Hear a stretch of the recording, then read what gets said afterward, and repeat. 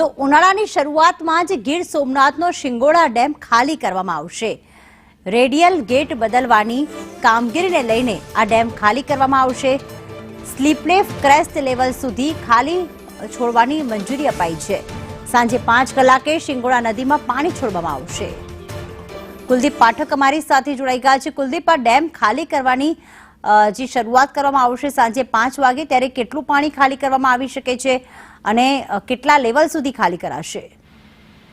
ચોક્કસથી જણાવી દઉં તો કે શિંગોડા ડેમ જે છે ગીરમાં આવેલો, તેની અંદર રેડિયલ કેનાલના જે ગેટ બદલવાની વાતો ક્યાર સુધીથી હતી, ત્યારથી એની અંદર નર્મદા જળ સંપત્તિ પાણી પુરવઠા અને કલ્સ્ટર વિભાગ ગાંધીનગરની અંદર એની માહિતી પણ જે મોકલવામાં આવી હતી કે ત્યાંથી જો મંજૂરી મળે તો એક ક્રાઇસ્ટ લેવલ સુધીનું જે પાણી જે છે તે ખાલી કરી અને ત્યારબાદ જ જો ડેમની અંદરની આગળની કાર્યવાહી કરી શકાય એમ છે રિપેરિંગ એનો જે આજે સરકારમાંથી મંજૂરી મળતા આજે સાંજે 5 વાગે એમનું જે ડેમનું સ્લીપવેલનું જે ક્રેસ્ટ લેવલ હોય છે ત્યાં સુધી જે ગેટની કામગીરી કરવા માટે ત્યાં સુધીનું પાણીનું લેવલ છે જે ઓછું કરવામાં આવશે। આ તમામ જે પાણીનો પ્રવાહ છે તે શિંગોડા ડેમમાંથી છોડી અને શિંગોડા નદીની અંદર છોડવામાં આવશે, જેથી જામવાળાથી લઈ અને મૂળદ્વારકા સુધી આવતા અંદાજિત 20 થી 25 ગામો જે નદી કાંઠાના વિસ્તારના છે, જે લોકો અત્યારે ઉનાળાની અંદર જ્યારે નદીમાં પાણી નથી હોતું ત્યારે અવર જવર કરે તે લોકોને સાવચેત કરવાની તાકીદ કરી નાખેલી છે। બિલકુલ, આભાર કુલદીપ તમામ વિગતો માટે।